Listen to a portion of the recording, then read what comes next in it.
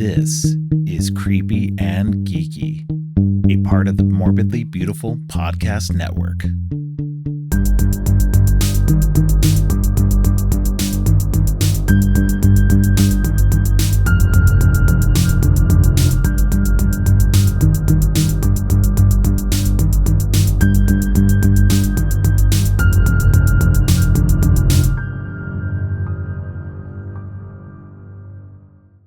Welcome to Creepy and Geeky.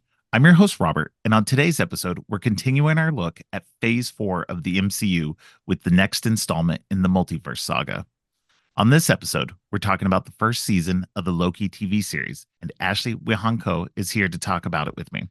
Ashley is a writer at Fangirlish, a contributor at POC Culture, and a writer of one of Simu Liu's favorite reviews of his book. She's also a Captain America and Agents of S.H.I.E.L.D. superfan. She and I also appeared on an episode of Podcast 616 together. Welcome to the show, Ashley. Hey, thanks for having me. Yeah, it's great to have you. Like I said, we did an episode of Podcast 616 together and kind of casting my net out for guests for new episodes of my own MCU stuff. It was suggested to me that you would be a good person to talk Loki with. Because apparently you really, really enjoy Loki. So, and who doesn't really? So yeah, it's very, very kind to think I'm ever considered for such things.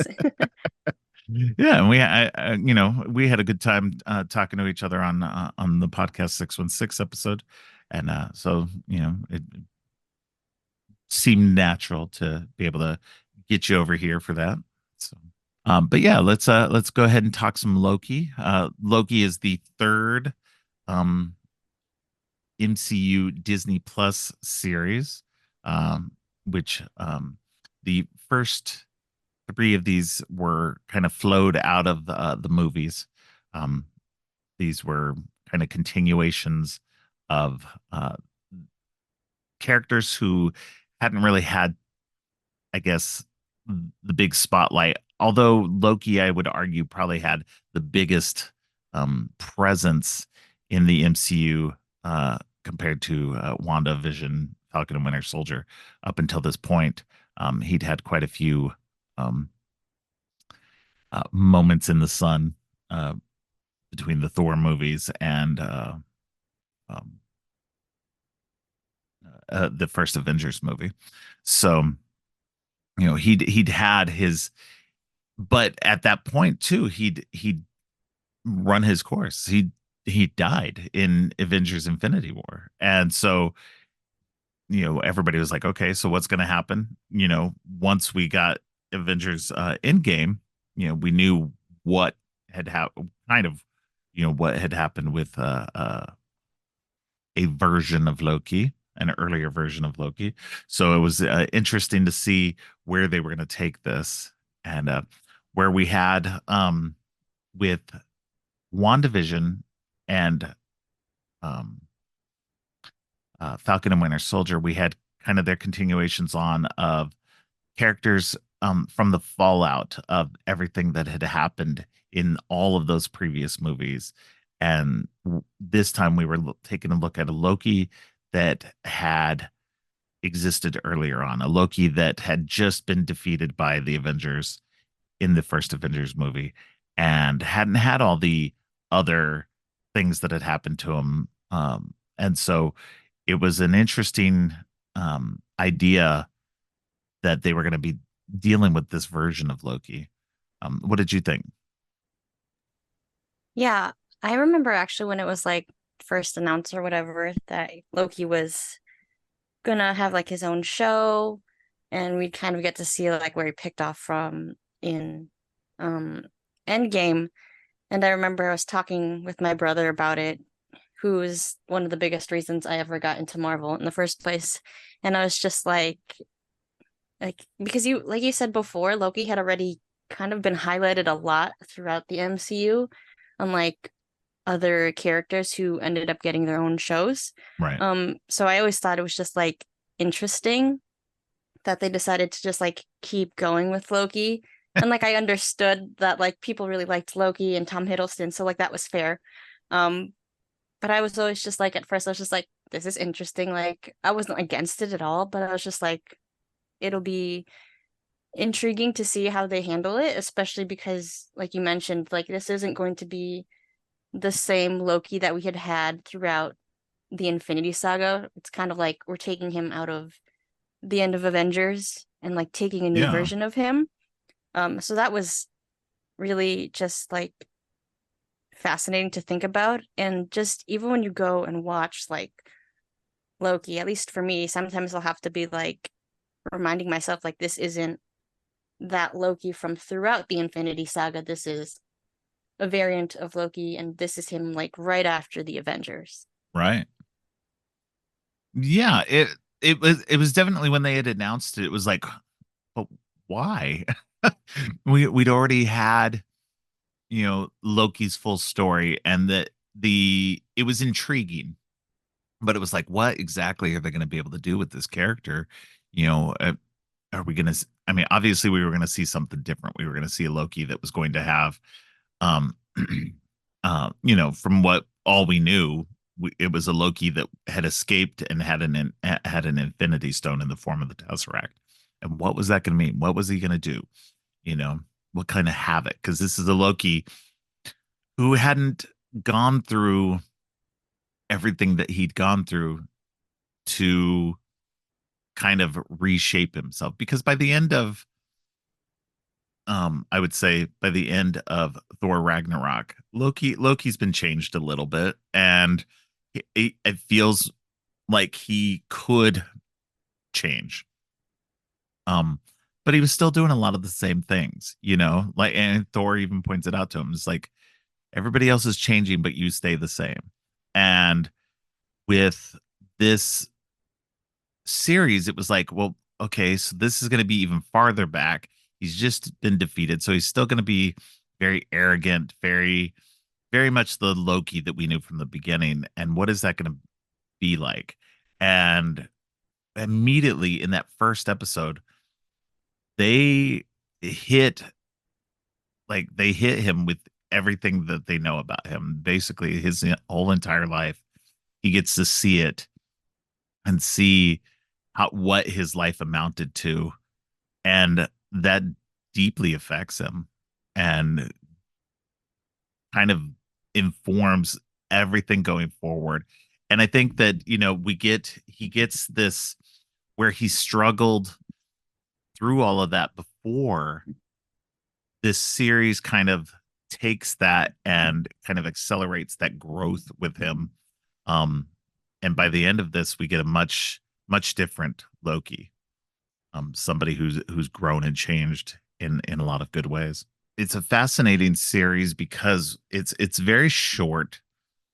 Each episode kind of hits a big plot point because the first episode is about kind of recontextualizing who Loki is, and who he's going to be going forward. Um, Dealing with this new time variance authority and Mobius and getting introduced to all these characters, um, and learning that the Infinity Stones don't matter in the time variance authority. They have no power there. There's a lot going on. Um, and it's really interesting and fun to see this new world and to see him kind of existing in that and to learn his new place in that. And I thought it was a lot of fun to get to know him, get to re-know Loki, and get to know all these characters in this new context, of all of this. And this is this is our first, finally, because we've had the little hints to the multiverse before, the little things that they were trying to push with Mysterio in Spider-Man Far From Home, and in the WandaVision with the fake Pietro. um these little pieces that they kind of teased with us, and then kind of pulled back and said, no, we're just kidding. This is our first real taste of what the multiverse was going to hold for us in this series. And I thought that was really fun and fascinating. What did you think? Yeah, I think it's really fitting for Loki to kind of be that central character who is like helming the multiverse and like that direction of the MCU, just Right. because like the multiverse, as we have come to see, can be so chaotic. And Right. just having Loki, who we also have seen be very chaotic, it just, I think, matches well. But it's also really interesting to think that it's Loki who's kind of like at the center of it all, because, even though he's had his like insecurities and whatnot, Loki, for the most part, has always put on this like very confident, self-assured facade. And then once, he gets to the TVA, it's not that he's not necessarily confident in himself anymore, but you do see that shift. And there's such a there's such an unfamiliarity and like unsureness that he has like with everything that's going on there, and how all these people know all this stuff about him, and he's still not in the mindset of being able to grow into someone more than himself. Right. So it's just really interesting to see kind of how it all works out with him and the multiverse, and how that kind of helps him like grow in a way we didn't get to see, in the Infinity Saga. Right. Yeah, I think that, you're spot on with that. The multiverse is very chaotic, um, as we've now seen quite a bit, and that definitely this was the best place to start it at. I mean, especially because you want to start it with something that is controlling the chaos, that is, an idea there that the chaos can be controlled. Um, and that this is our first kind of weird little taste of it, and that somebody is controlling it all from behind the scenes.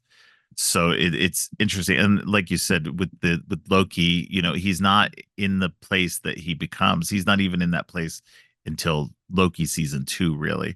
I mean, he's getting there. By the end of this season, he's really getting there. He's finding out his who he can become, in a lot of ways, that he can become more than he's meant to be, and he can get past that, that sense of glorious purpose and everything, that inflated ego sense that he has, and put aside himself for others. And that's a big step for him, because he's always been about himself and not about helping others. And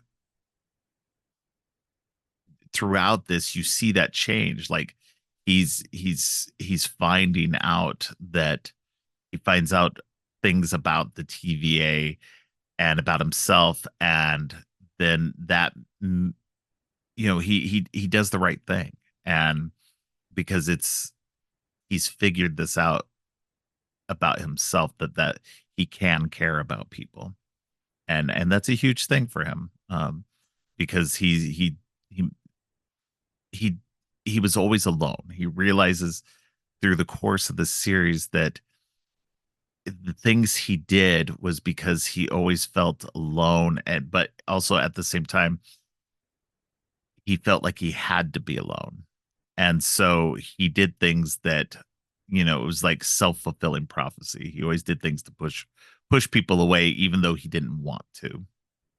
Behind it all, he was, you know a scared person who didn't want to be alone but pushed everybody away.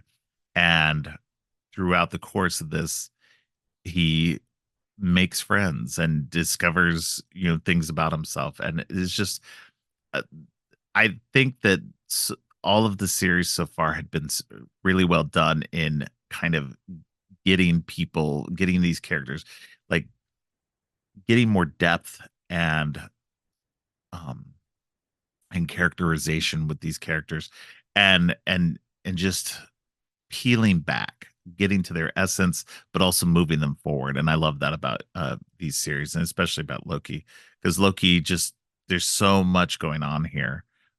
Like I said, with the multiverse, and that's the thing. It's like, we're getting this deeply personal storyline, but we're also opening up the broader Marvel universe at the same time. Yeah, and I also think it's like both amusing and incredibly fitting that for Loki to kind of become this different version of himself, he does that by learning from a different version of himself through Yeah. Sylvie in that variant. And it's like, I mean, it just makes a lot of sense just given how egotistical and just self-focused Loki had been. But then for him to like learn from himself, but like not the same version, like it's weird, but like it works. And Yeah. I feel like that's like the only way, at least for like that particular Loki, not having like anyone else. That's like the only way he was really going to become more than himself and just better, um, and just who he's meant to be in general. Because he doesn't have, Thor, someone who he, grew up with. And I think it's also really important that we have like Mobius there Yeah. too, who, initially he's not on Loki's side at all. He's kind of like the number one, like anti-Loki, like club at the TVA, just kind of taking charge of that whole thing, with Sylvie being like that main target. Um, but I think it's really important that, we see Mobius change sides as he learns who Loki is and what his intentions are there. Um, and that by the end of season 1 we see that he was on his side and he turns against the TVA, and it shows Loki that, people can just like care about him for him and care about what he has to say, without any like existing ties or whatnot. Because like Right. for someone like Thor, it's like, well, that was his brother. Like there was always going to be some sort of connection there. Um, and like, yeah, it'd be important for Loki to have like that sort of approval and support from his brother, but it like hits differently when it's someone that you don't have kind of like a pre-existing or kind of like The like a the tie that you need to have. Like, unconditional love. yeah, Yeah. And yeah, Thor, it's like and you that's the thing. choose He to. knows, yeah, and he knows Thor is always going to be there. Like, like he said, like he saw it in the version, the version that we've seen, is that Thor was like, he always thought the world of him, that he thought that they would, fight side by side together. And that's how Thor has always thought of him. And so, he always had that backup. He knew his mother would love him no matter what. And so, he, I agree with you. I think that, being able to see himself reflected in a different way through Sylvie, through the eyes of somebody else. And while I agree that, Mobius is cautious and wary of Loki, that he was definitely more on his side than like Ravonna and B15 and them, who wanted to just prune him right away. And so he, like, Mobius was giving him chances um to prove himself. And that was like that faith that he was shown by Mobius, and then being able to see what his life could have been like in different ways through, Sylvie, and through, later through the other Lokis he meets. I think that, like, it just shows that, he could be something different if he chooses to be. If he wants to be, he can do things differently. And I think that really has that huge effect on him, having somebody believe in him like Mobius, and having that especially with Sylvie having that mirror put up to him of somebody who's a Loki but slightly different, and see how his life could have been different, because Sylvie was on the run the whole time and had nobody else to be there for her. um and so yeah, I agree with you. I think those having those moments helped propel his growth in a way, because he gets a lot of growth really quickly. um and some could argue that it was like too fast, but it's like there was a lot going on in every episode of this. It was almost like each episode was like like an average of like 50 minutes, and within those 50 minutes it was almost like getting each episode was like a little mini movie.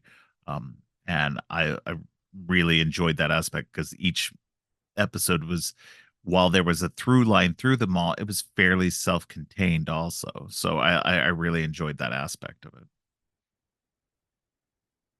Yeah, and going off your point where, he experiences all this growth in a relatively like shorter amount of time.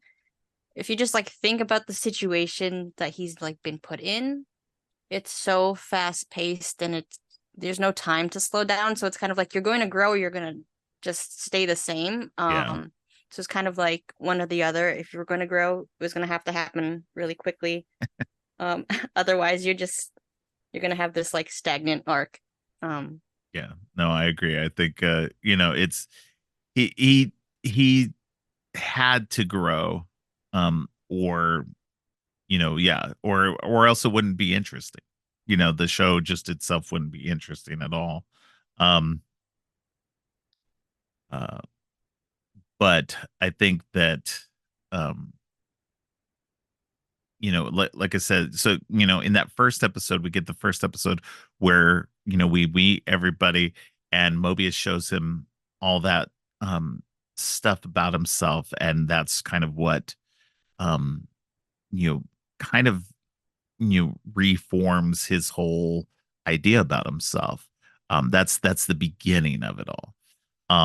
And it's through that realization that this is how his life went originally, and that and he can see that growth, because in the end, he did in a way sacrifice himself, um and be killed by Thanos, and made that, not necessarily sacrificed himself, but definitely played the kind of the hero role at the end, um that it he could see how he grew within the context of that original life, on the sacred timeline. And then getting to see all that, like I said, reformed how he was going to move forward, and showed that, and don't get me wrong, he was still kind of focused on taking down the TVA in the beginning, and getting this chance to find out what was going on and everything. But again, I don't think necessarily that it was always about getting revenge or anything like that. I think it was really about just getting the answers, because Loki is definitely that kind of person who would need answers, not like somebody like Mobius, who just had existed there for so long and didn't question anything. um Go ahead. yeah, I definitely agree with you there. I mean, especially because for Loki, his like whole life has just been full of questions that are Yeah. left unanswered. And so he will just naturally have that tendency to, want to find whatever answers to whatever he's curious about. And he doesn't just have this like blind faith or trust in really anything or Right. anyone. So, he's presented with this entirely like new organization, this setting, and all these like people and just like this structure that he doesn't really think should exist or really be a thing. Um, and so, Well, when it he goes does get against, there, yeah, and it goes yeah. against his nature completely, because he is an agent of chaos and mischief. To have something so bureaucratic and run so stringently, yeah, like he's going to bristle against that. That's not going to work for Loki. But yeah, and I mean we get that, and but we already get that within the second episode as well, is that they kind of put Loki to work. They're like, okay, well, we're gonna try to, Mobius's idea is to use Loki to help find this variant Loki that is out there killing some of their agents and stealing their little reset bombs. And so they and he thinks outside the box. He thinks in ways that they just can't think, and figures out, well, there she's, this Loki, that we don't know she's a she, but we do eventually. We find out that Sylvie is hiding in timelines that have an apocalypse. And so that that way that, because they can follow her energy, her variant energy. But if she's in a timeline that has an apocalypse, then nothing can change that apocalypse. And so I found that really fascinating, an interesting aspect of it, and that he was, the person, Loki was the person who was able to figure this out, because again, they're not able to think as outside the box. They're not able to think like a Loki, because they're not able to think so chaotically, and imagine that somebody would hide out in a timeline that would be destroyed. And so I found that a very cool and interesting, that it's that he was able to um figure that out, and that was definitely playing into who Loki was as a character, and as a person.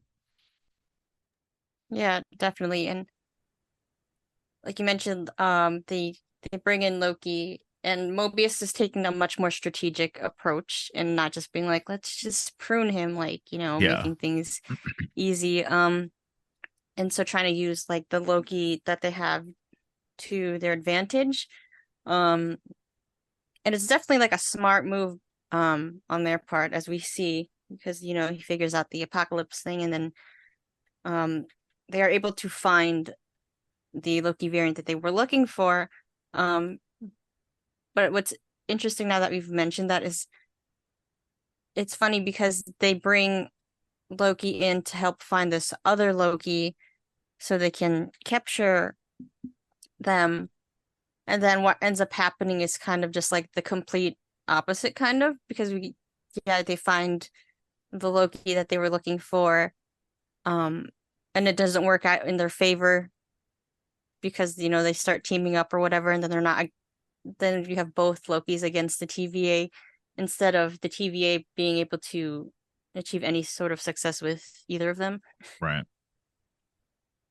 Yeah, I think it's interesting too, because we get, Loki figures out that Sylvie's using enchantments rather than, something else, something he would do. And so he's already discovering that this, Loki variant is, already doing things differently than he would do. And it's interesting to see him start to discover that, and to figure out, that because this was what was fascinating too, because that because she was a Loki variant, but she was using enchantments, there was a lot of, kind of chatter around the time. Was she really a Loki variant, or was this like the MCU version of the, comic book character, the Enchantress? And I kind of feel like they were kind of playing both on that. I think Sylvie's supposed to be kind of she is a Loki variant, but she's also supposed to evoke that character of the Enchantress as well. And I think it was a great way of bringing in that character without necessarily bringing in that character fully. Yeah, and I think it really works too because we get to see a more elevated version of Loki that we haven't experienced before. Um, Especially because like the Loki we really had just seen was he was very much so the god of mischief, and he wasn't trying to do anything to he wanted power, but it's not like he was doing using like his own power per se to gain more. When we eventually like learn like Loki does have the power himself to be more powerful. Right. Um, and that he doesn't need to like rely on like the Infinity Stones or whatever to kind of take that next level for himself. Right.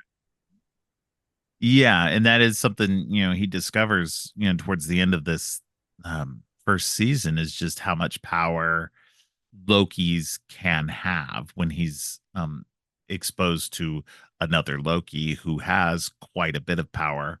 Um, it's at a point where that power doesn't really do that Loki any good in terms of, taking over people or anything like that.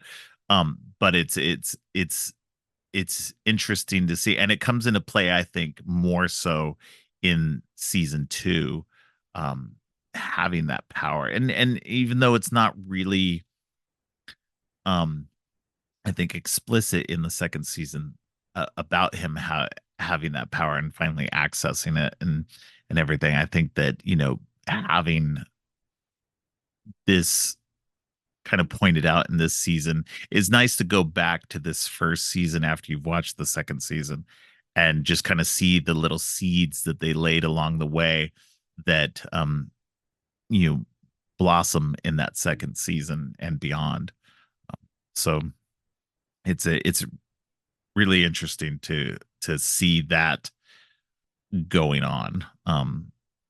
Which it's a lot of fun. And in the third season, at the end of that second episode, he finally gets to confront Sylvie, who, at the time still didn't know it was Sylvie, but they have this, interaction, and he ends up following her through the doorway that she creates to get away, and he gets away from the TVA at the time.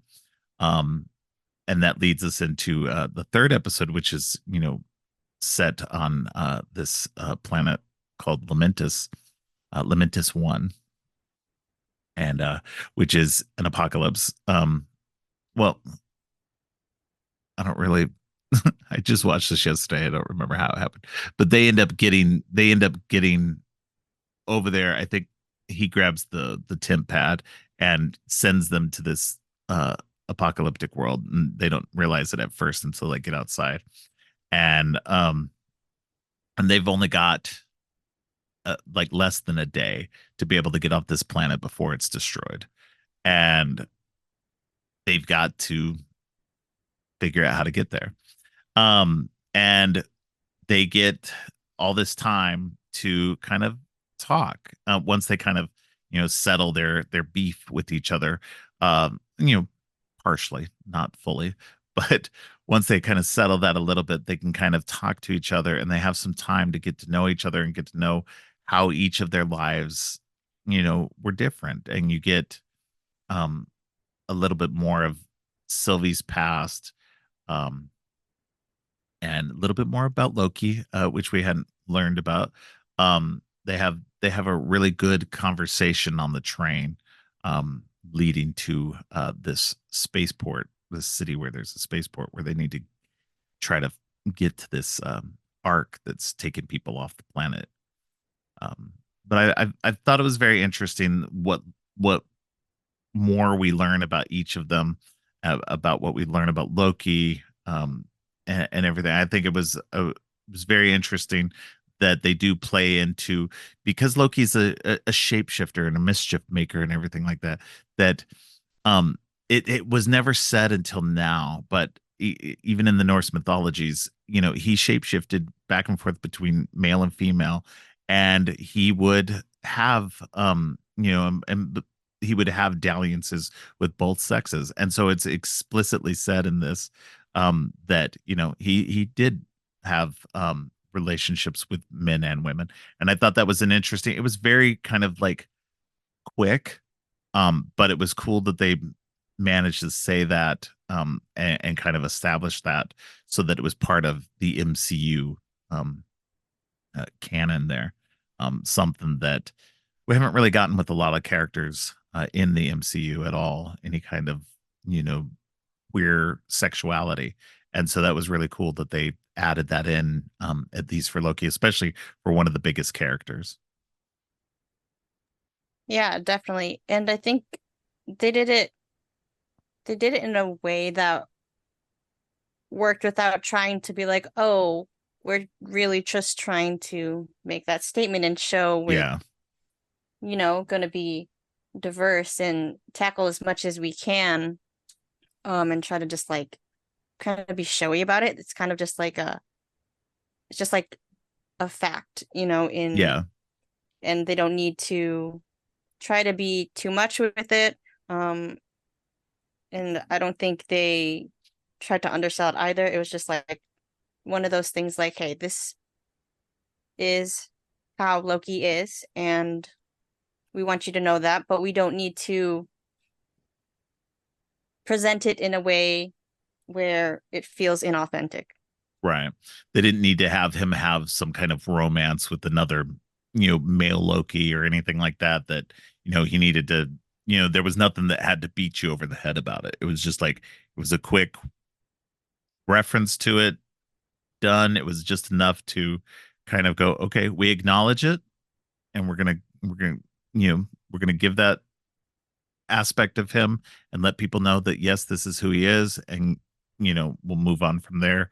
And yeah, I think it was handled well, where it doesn't beat you over the head with it, but just tells you enough about him and who he is. And I like that. I think that it was well well done and well handled, especially within the context of them getting to know each other, um, and getting to kind of discover that yes, they might be different in a lot of ways, but down at the core, they're very much the same.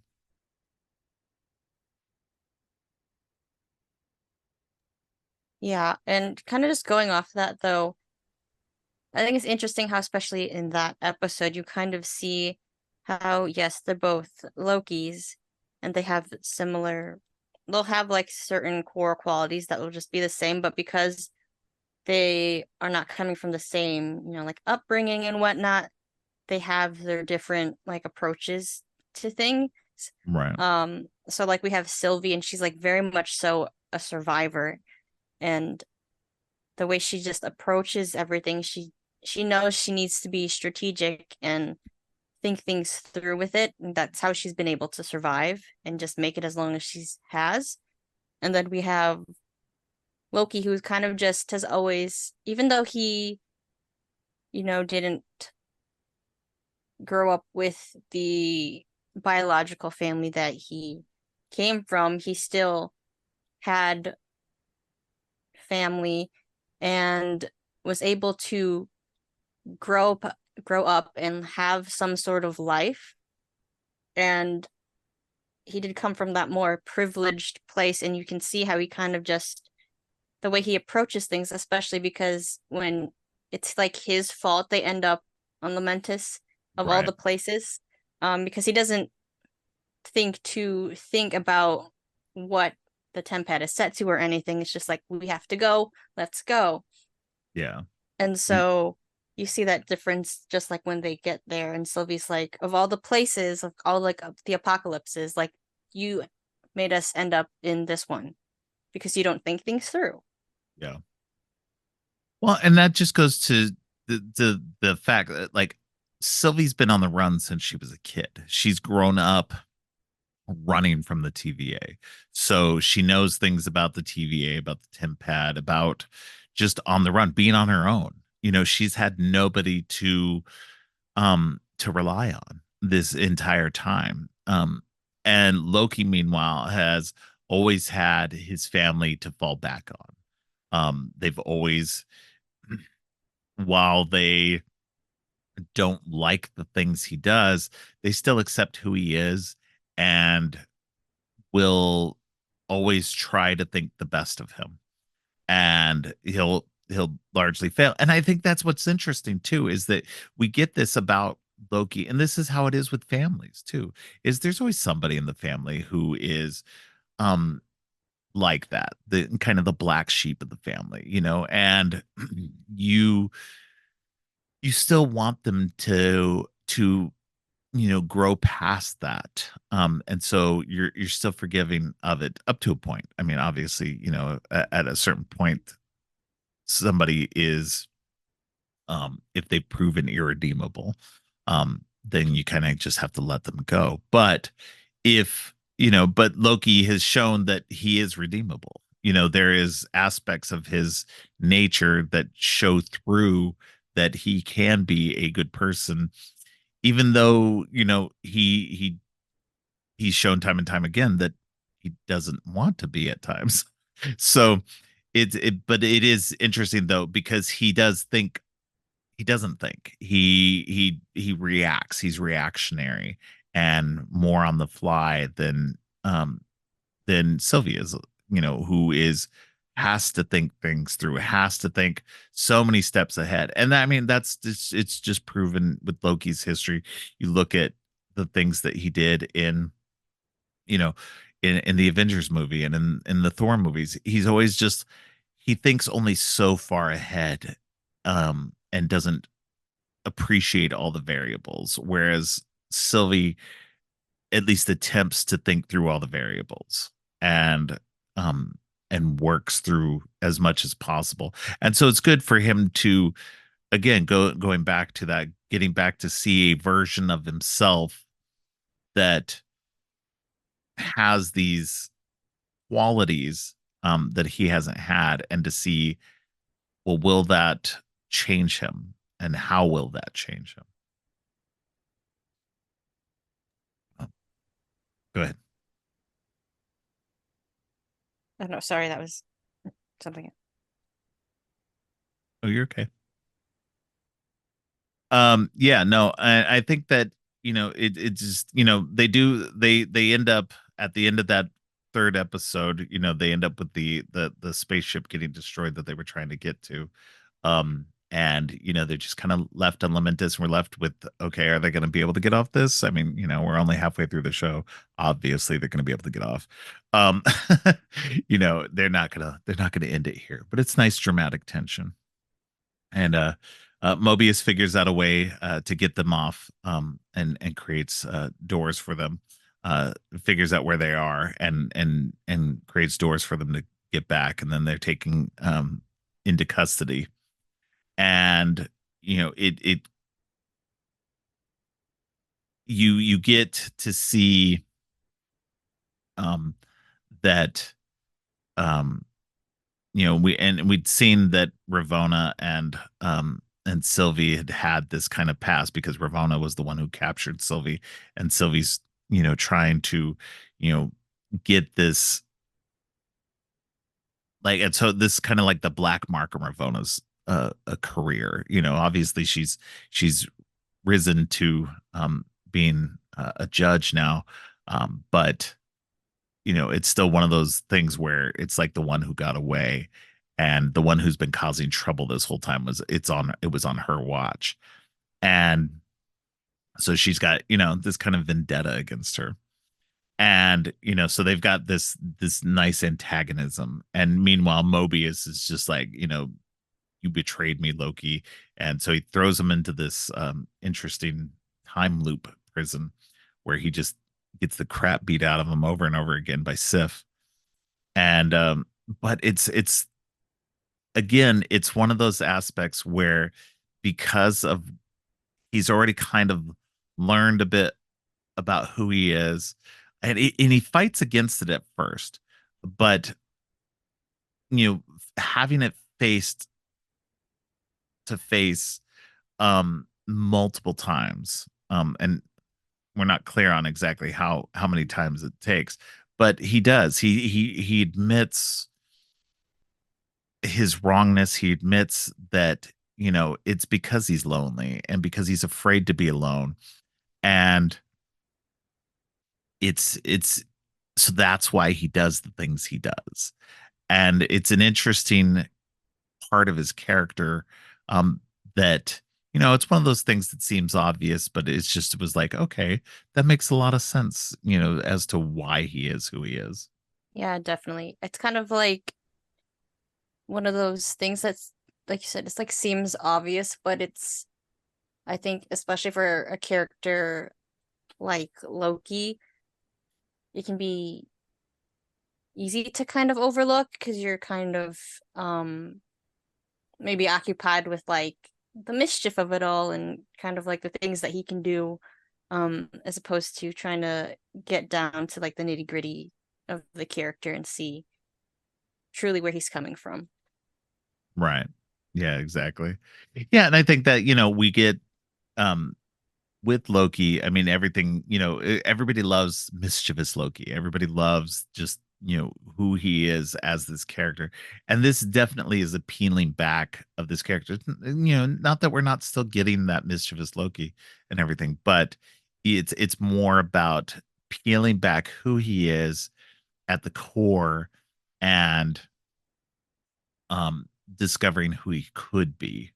um and that is what's enjoyable about the series as a whole, is um discovering who he could be going forward rather than who he was up until now. And I think, you get to see, Tom Hiddleston play this character, and I think he's having a lot of fun with it too. It's getting a lot more depth and nuance to a character that had quite a bit of nuance before, but seems to have even more now.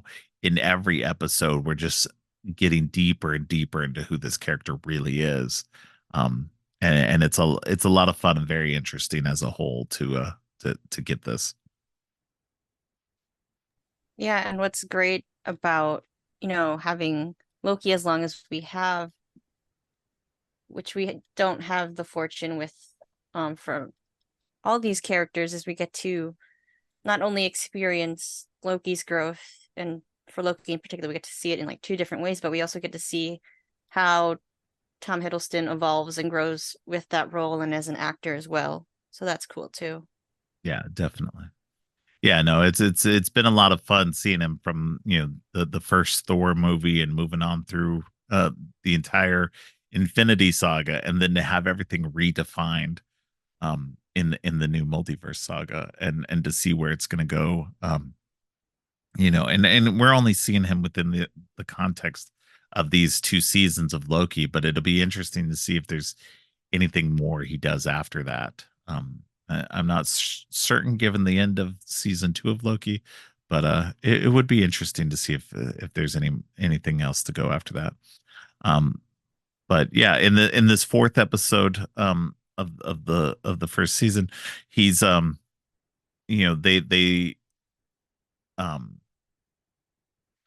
they because Loki. Oh, okay.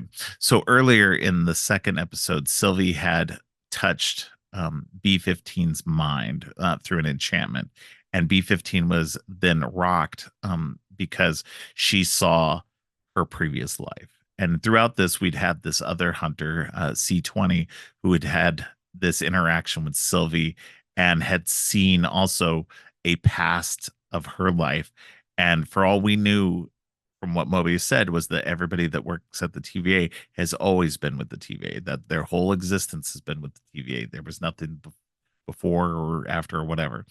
And so, but then they found out that no, they'd had lives before, that everybody who worked at the TVA was a variant, and that they had, been changed via the TVA, given new memories or whatever, and had those old lives erased. And so that changes things for B15. She's just like, okay, this changes everything about who we are, what we're doing here.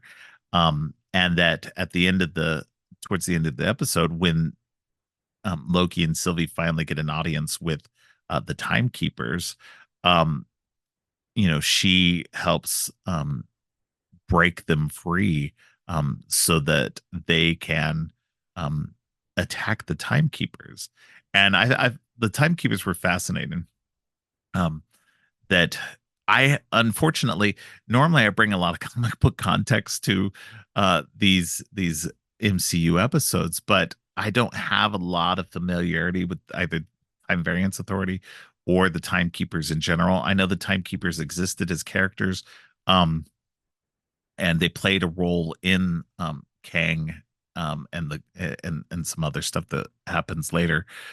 But I'm not as well versed in that, unfortunately, so I don't have a lot of context for this episode. But I did find it fascinating to see them and to have that interaction with them. And then at the end of it, though, Sylvie, once they fought through all the TVA troops and through Ravonna herself, that they they take out one of the timekeepers, and that they're found out to be just robots. And I was just like, okay, so there's something else going on behind all this that is, pretending that these timekeepers are the ultimate authority, but there's something else going on. And I found that, like, you know, very interesting. Is like it leaves so much more like what the hell is going on? Um and so, what did you think? Yeah, it was definitely interesting when you got to the whole like timekeepers like part of like the season, especially because they kind of been like teasing at like, hey, there's these like entities like in charge and like they're powerful and all this stuff, and they just have like so much say Right. that you wouldn't even think ever existed. And then, but also like I feel like when it was first airing and there were all these like rumors going around, it's like, oh, we're gonna get like Kang or whatever. Um, so it was interesting to like experience and see how they were going to be approaching things. And then so we get to the timekeepers and it's just like just gigantic fraud. And it's just a room of like giant robots. Um, and it was like funny, but also like, well then like now what?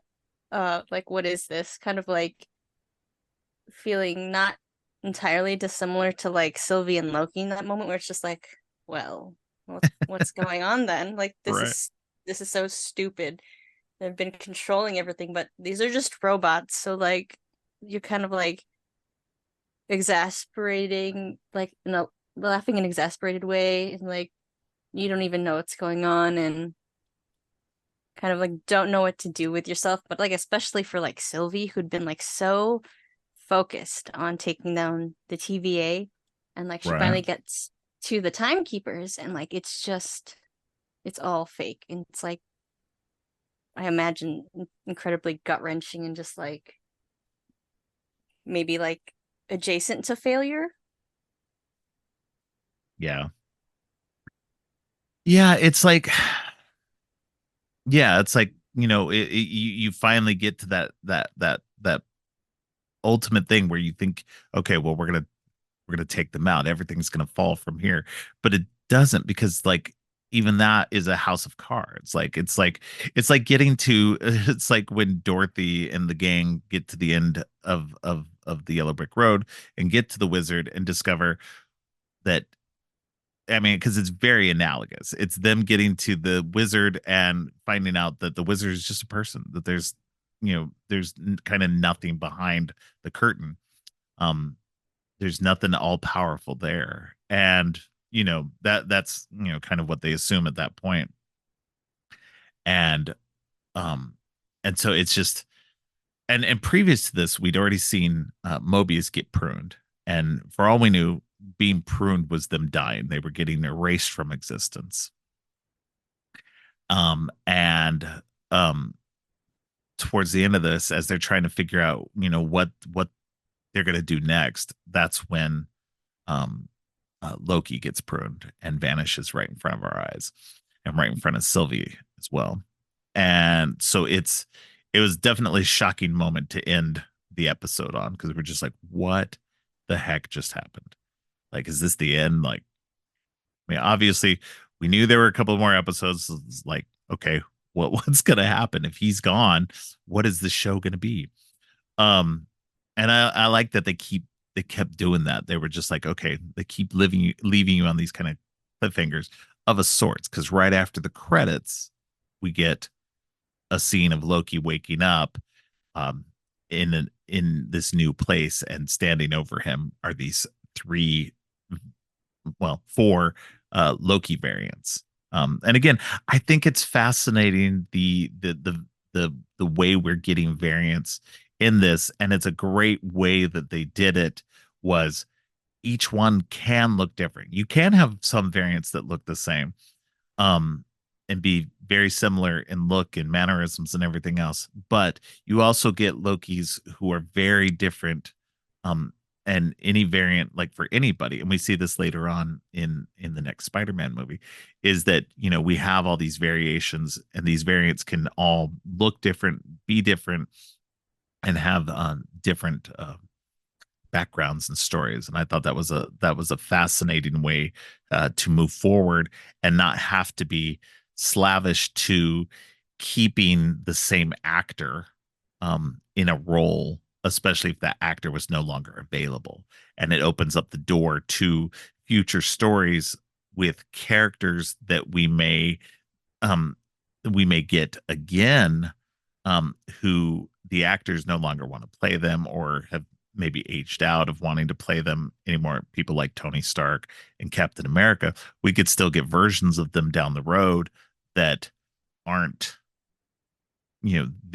played by these actors. And I thought that was a great way to move forward with the MCU. Yeah, I also think it's just plainly more fun. Yeah, Like, yeah. like as much as we all want, all these like movies and TV shows to have like some great meaning and like depth with their like storytelling. Sometimes it's just like nice to have something that's fun. So you can if you can have both, obviously that's great. And with like the variants, especially with the ones we got in Loki, it was just a lot of fun to see these different ones, especially with a character like Loki, who we've like, as we've discussed, can be so chaotic. And then you can see how all these different Lokis interacting together can just like be a mess, but like such a joy to watch still. I mean, because like who would have ever thought like here's an alligator, we should also make him a Loki. Right. Yeah. Yeah, no, I agree. I think, yeah, it plays definitely into the chaos of who Loki is for sure. Um, and then, and like you said, it's just a lot more fun to have these these different variations. It does open up for not just like the stuff I said, but like you said, for more interesting and more diverse storytelling, and more diverse versions of these characters moving forward. um and it's just, there's so much that can be done with these concepts now, that we couldn't do before, before we opened up the multiverse, as it were. um but yeah, we go into the next episode, and um Ravona is trying to, is trying to pretend like she's working with Sylvie and figuring out who is behind the TVA after all. And when Sylvie realizes that Ravona is messing with her, she prunes herself, and takes herself to the void, which is where Loki ended up going in the previous episode.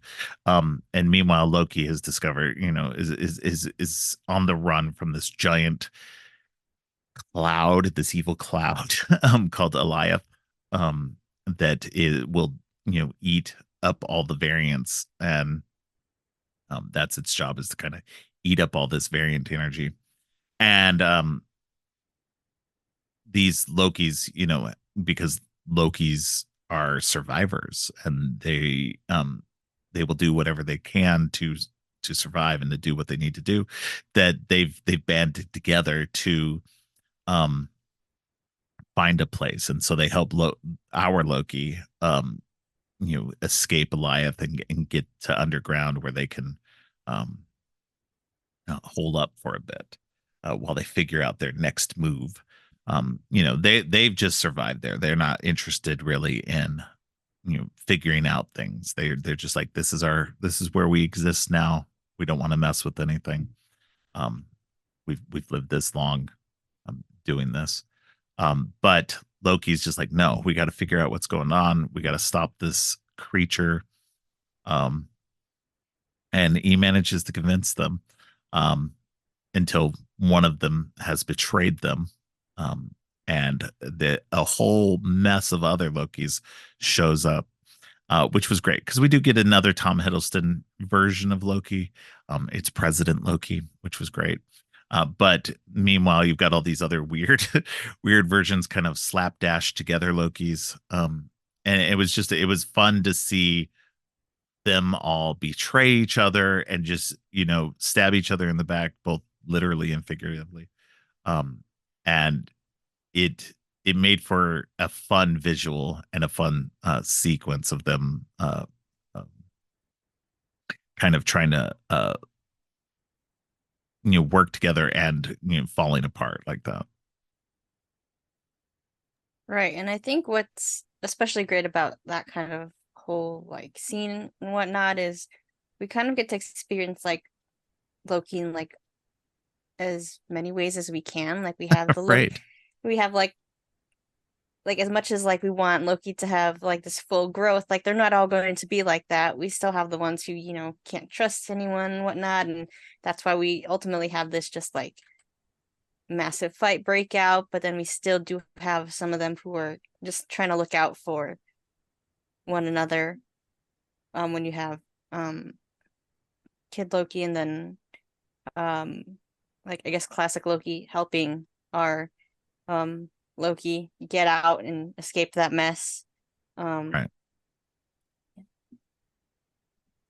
Yeah, no, I agree. I think it's great getting classic Loki. We didn't talk much about him yet, but Richard Grant plays classic Loki, and it's such a great role. And but it does, he's wearing literally the classic comic book outfit. And it just goes to show again why, as much as we might like the classic outfits in the comic books, they don't translate well to the real world and into the movies. And so it's fun that we get this version of him in that classic costume.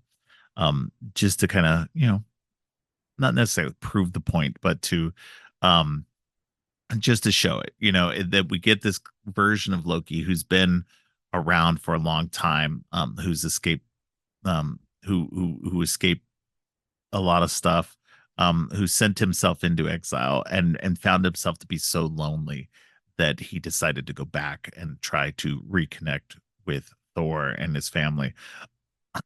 Excuse me. And it's it was fascinating to see a Loki that had lived out his life the way that our Loki had kind of originally thought he wanted. And to see that he, at the end of things, that wasn't fulfilling.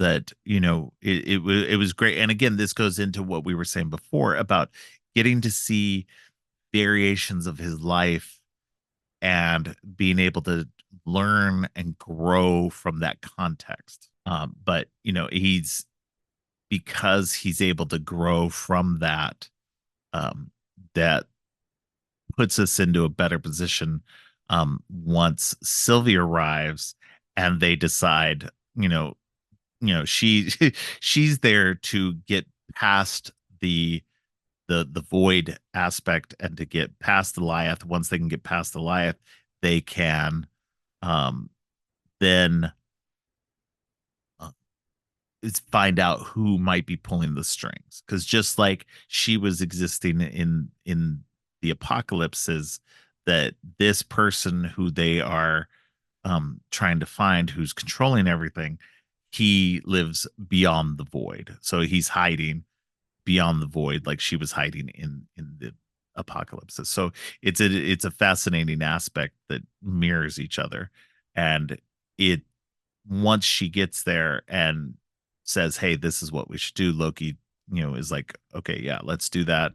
And with the help of classic Loki, um they manage to um get Eliath to enchant Eliath enough to get them past the door, to get them to the door of um whoever might be there. And I just it's fascinating because again, they needed this teamwork. They needed to work together, to play with each other's strengths, and to discover that they don't work best alone, that they work better together or with other people. And that is something that we'll see even more so in the next season. Yeah, like I mentioned before, it's like interesting to realize that like all along Loki is capable of all this growth, and in this setting the best way for him to achieve that is by learning from different versions of himself. And I think it's also just a nice thing all around for everyone, like all the different Loki variants to like realize who are like helping one another, that that they have this like capacity to, I guess, like be a team player and like achieve some sort of like effective success that Right. isn't necessarily all about them. Right. Yeah. No, I agree. I think that, it takes them, you know, working together to realize that they work better together and they work better in teams. I mean, it's even with working together with Mobius and everything. It's not just working together with themselves, with versions of themselves. It's working together with other people that makes it work better overall. That you can't just rely on just yourself, and that you need others to to help get things done, to help keep you accountable, to do all of this. It's something that we all struggle with and have to figure out ourselves. And it's nice to see Loki figuring that out, and for each of them to figure out that they're better together. um and even Sylvie, who's been on the run and has been on her own this entire time, that you know, since she's teamed up with our Loki, that things have actually now happened. The things that she's been trying to work towards are actually happening now. She's actually made it to this building at the end of all time, and they're about to confront the person who's been controlling everything. And we get that.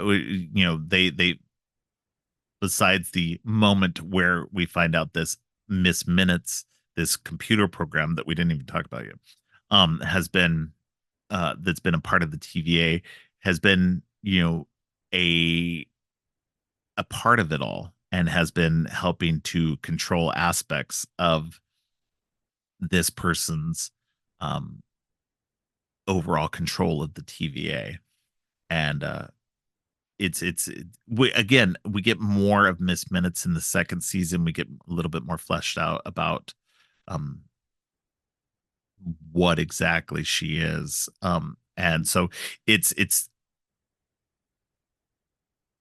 but at least within the context of this, it's interesting to see her knowing more, and that she wasn't just this weird little AI program. It was something that was more involved and was more a part of the overall structure of the TVA.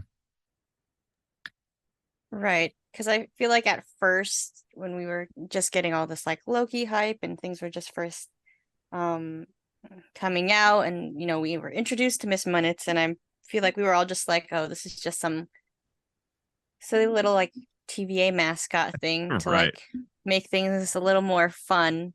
Um, and then we get further into it and we see like she actually has a lot of knowledge and power within the TVA, and it's not just some little anthropomorphic clock AI thing that is just there to make things maybe seem more welcoming.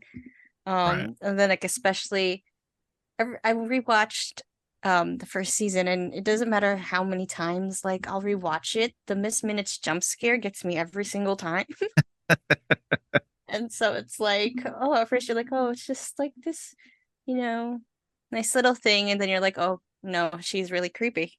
No, she's a lot darker than we know at first, and especially once you find out more about her in the second season. Things take an even darker turn with her.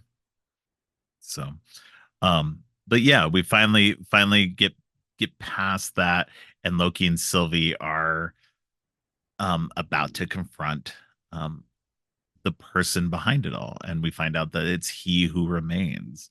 That's what he goes by. um and it's this character who, or this person who has been controlling everything, and we get the backstory. We earlier had gotten this backstory through Miss Minutes, through this little instructional video that Loki watched in the beginning, about how the TVA came into existence, about this multiversal war. But he who remains gives broader context to it all, and says that it was him and his variants that were the cause of the multiversal war. They started fighting each other for dominance, and he's the one who won.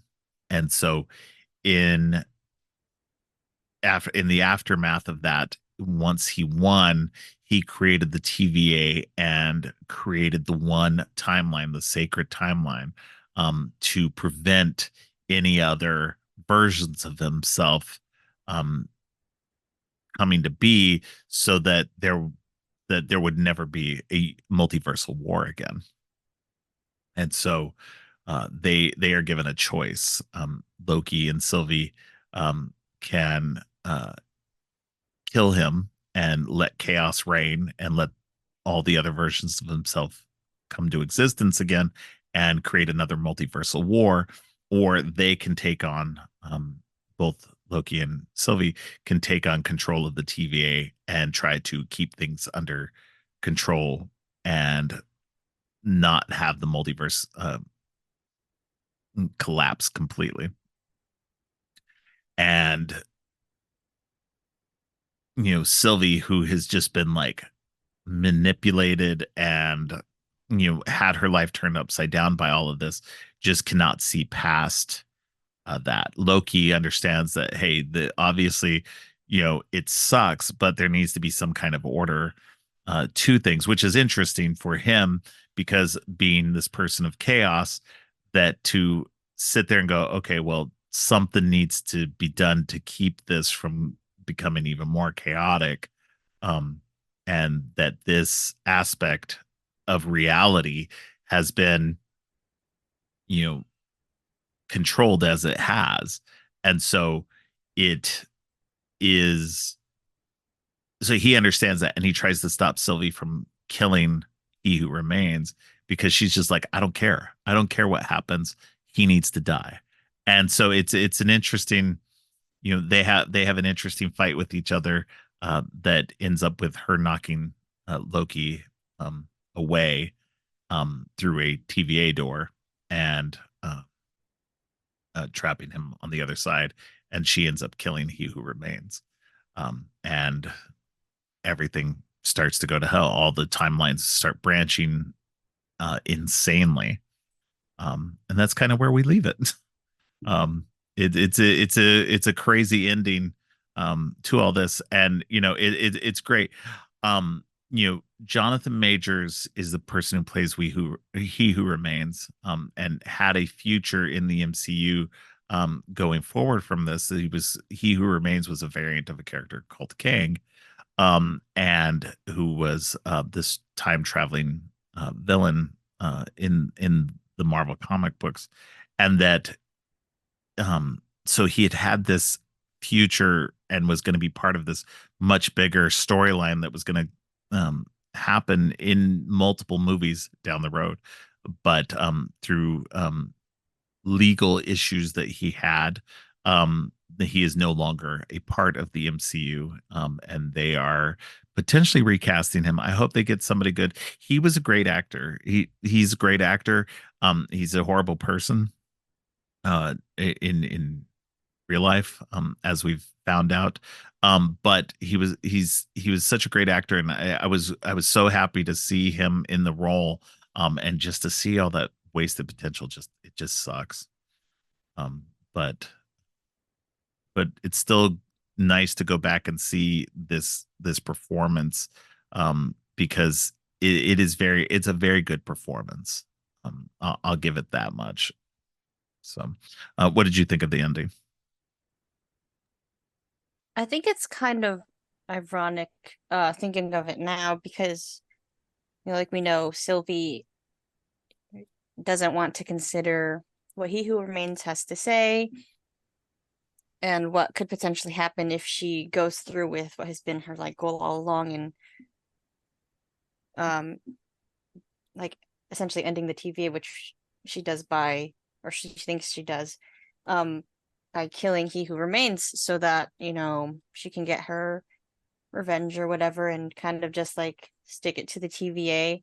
And then we have Loki on the other side who is finally now just like thinking things through and Mm-hmm. considering the Yeah. consequences of his and others' actions and what that could mean for quite literally everyone.